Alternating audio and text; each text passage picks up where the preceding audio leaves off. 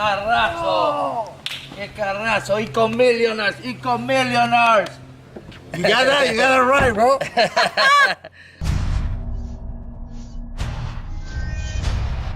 Good morning, guys. It is 6:10 in the morning. By the way, we finished finally the Christmas tree. We're gonna start the morning by moving some cars. Actually, my wife's car. My one, I left it over there. So we gotta take the Lambo, but we gotta move the Tahoe out of the way. So today's video, guys, it's gonna be a journey. We're gonna be driving up for the first time the Lamborghini for the longest trip for now, which is to Orlando, Florida, from Miami to Orlando. It is about 3 hours and 45 minutes drive, so we're gonna be taking the car up there and then just driving it like if it was a regular car. So number one is moved, so this is gonna be some of the gear we're gonna be taking out. The Canon. We have some tripods, gimbal, the drone, another camera. So now we gotta get the Lamborghini. Let's get this out of the way.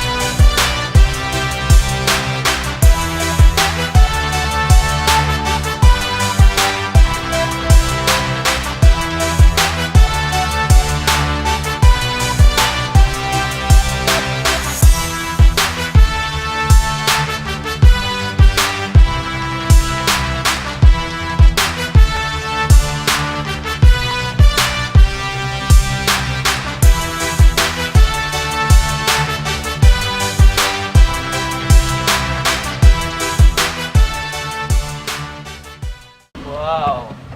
¡Qué carrazo! ¡Qué carrazo! ¡Ecom Millionaires! ¡Ecom Millionaires! You got that? You got it right, bro. Wow, bro. Bro, we good timing. Good timing.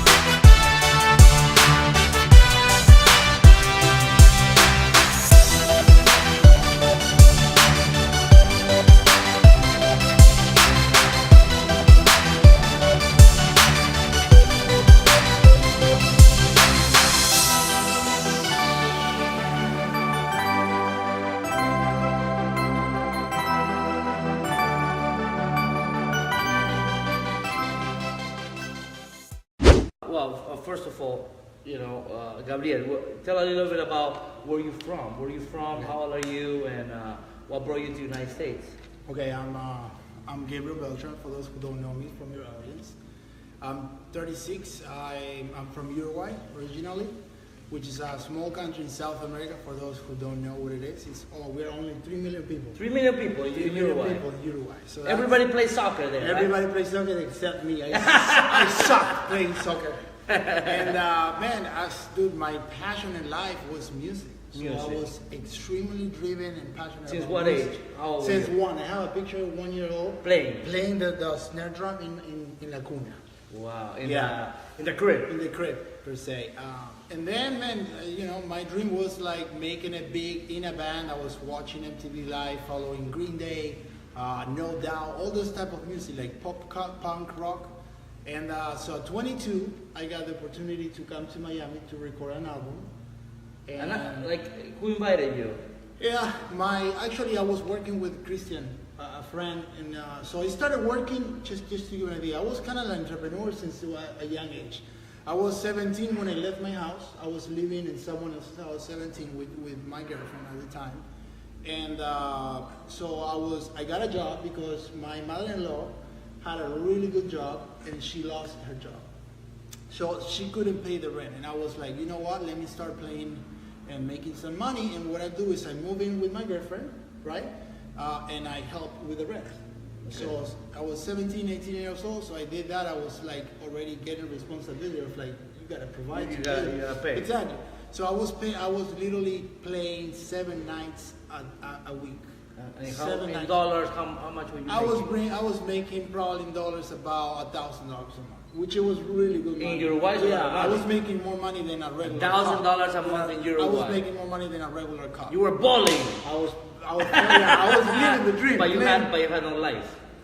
Well, when I was that age, You don't care.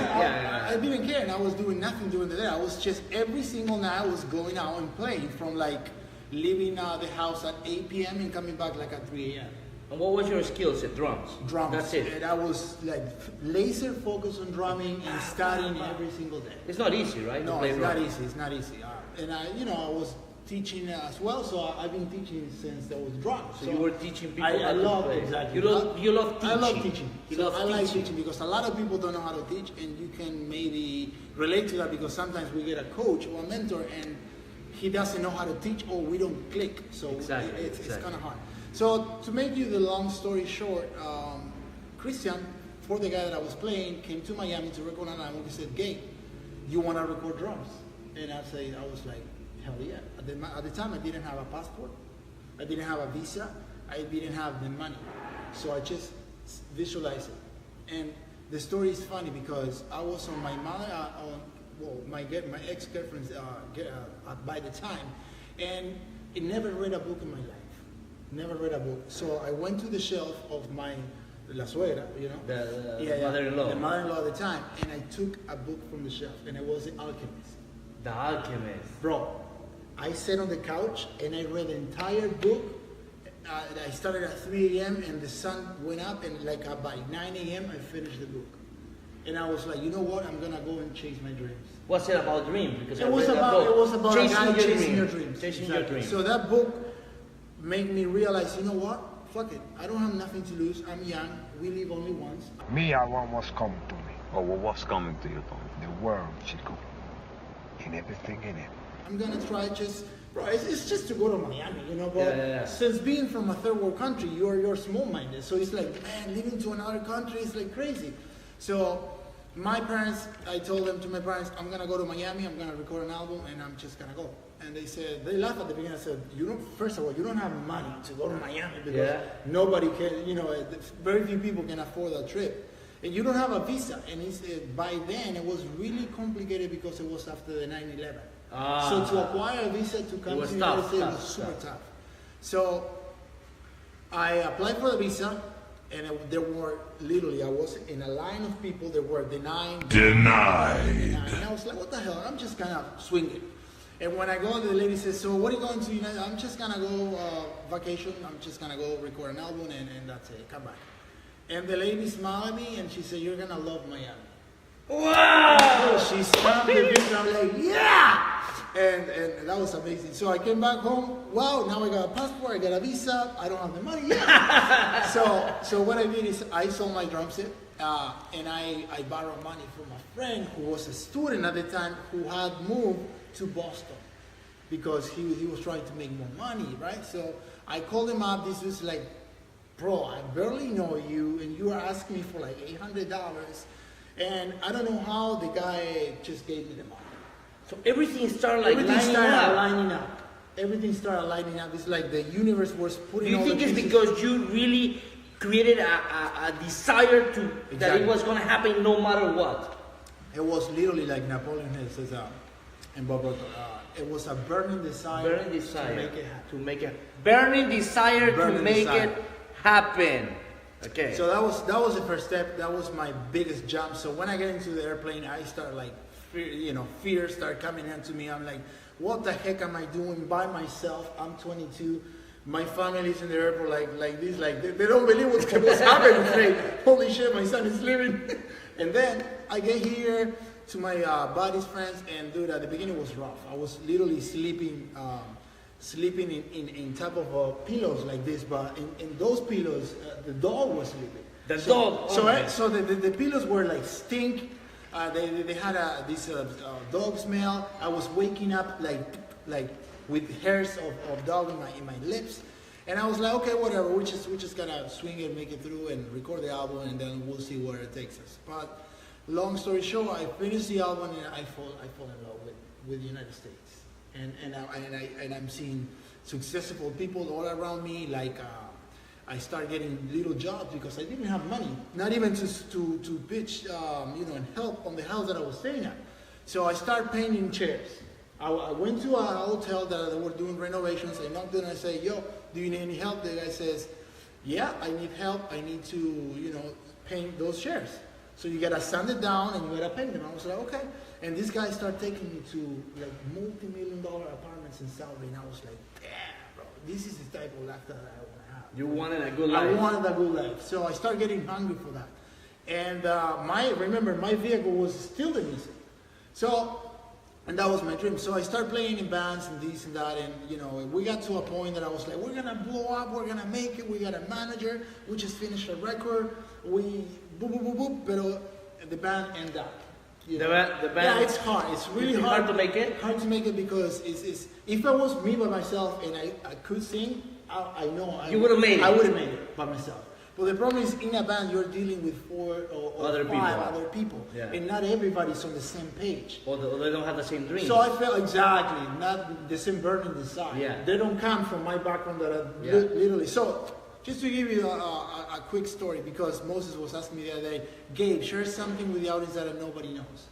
What nobody knows is that when I first got here, the second year, I decided to stay. So I was like, you know what? I can't sleep on this dog's bed anymore. So I'm gonna just rent an apartment. Barely I was making like the rent. That was my salary. Pretty much making $600. $600 a month. Yeah, the rent was like $550. So I paid the rent and I moved into the house with no furniture, nothing. So I was sleeping pretty much on cardboards. Wow. I put cardboards on the floor and I was sleeping on top of that. I didn't have sheet. I didn't have plates. I didn't have nothing. Like a homeless guy. Like a homeless, pretty much, but with a roof. Wow. And then I paid $550 rent. So I started getting jobs and this and that. And finally, I landed a job which was on the beach, in South Beach, like literally putting umbrellas and dragging chairs to the beach. So there I was starting making a little bit more money. And after that, obviously I saw the light of the tunnel, because when I was living in that apartment, I was managing to live with $5 a week. That's why when people tell me I don't have the money, I say $5 a week. $5 a week. He was making it in the United States with $5 a week. So my diet was $5 a week, and I tell you what I was eating. I was buying a box of pasta, penne pasta, in the market for 80 cents. I was buying a can of bean for another 60 cents, and I was buying 2 tomatoes. And then the plate, I went to the dollar store, I got a plate and a fork. The fork was like no sharp at all. It couldn't even barely go through the pasta. And that was my diet, eating every day a little bit of a portion of pasta, beans and tomatoes. Oh my God. $5 a week. I was literally picking up pennies from the floor. To eat? To eat, because I didn't have the money. And my parents called me, hey Gabby, how you doing? I'm like, I'm doing balling. great. I'm balling. And I was eating a cable, like they said. So man, I've been in the lowest myself, with no family, no friends, by myself. And that's how I learned English, because I met a dude, a Jamaican guy. Jamaican guy. And this guy was like, dude, I have no place to stay. So I'm super open-minded. I was like, you know what, just stay with me. can you help me with the rent? He says, yeah, when I get a job, I help you. So this guy was, you know, waking up early, the same thing. He didn't even have a bed. He was just sleeping in like those camping beds, like that. And he was promoting nightclubs with flyers, during the day. And then we become good friends, and I learned English by talking to him and communicating with him in basic stuff like, hey, we need this, we need that, what are you gonna do? And he was a musician as well. That's why we click. And dude, that's the long story short. So he struggled, guys, in the United States. He went through everything, living with $5 a week, but he did not give up. He saw that something great was going to happen. Exactly. With that so you're going to learn a lesson from the product that I'm going to share with you. Yes. Look, if you believe in something and you're passionate about and you go for it, you can get rich. It is easier actually to make $100,000 in a day than making your first $1,000 online.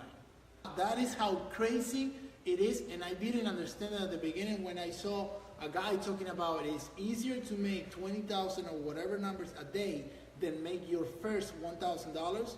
Because once you know how to make 1,000, you can scale it to whatever number you want. Especially with Facebook. This product is actually my first product that I launched by the same concept. Okay. We do video views. You can do a $10 or I do $20 worldwide. Why? What's the difference between 10 and 20? $20 you can get data more okay. quickly. Okay. If you cannot afford 20, you can do $5 a day. As long as you get those 3 points. You need pushing video views worldwide. Okay. You're not gonna change the age. You're gonna go as broad as you can. Worldwide, okay? And then you're gonna do a post-pair engagement. You can do it at $5 or $10 a day as can. And you're gonna put 4 interests in the PPE. One interest is gonna be the most related to this, which will be LED lights, for example. The other one could be gadgets, could be Amazon.com is a really good universal, and eBay too, and PayPal as well. So I will do that, and then I will do the website conversion is where it gets interesting because you're gonna have 10 assets. 10 assets, okay. What we're doing here is we're fishing with 10 different, how do you say la caña? The fish thing, whatever. The fish, whatever. So we're gonna have 10 lines. 10 lines. Trying different spots of the river. How many interests on each line? We're gonna do one single interest per ad set. Broad. Super big. The biggest the better. I do 200 millions, 300 millions and up. In each interest. Yeah. So Okay. for this LED light, if it's 14 million or 11 million, that's perfect. Then what I do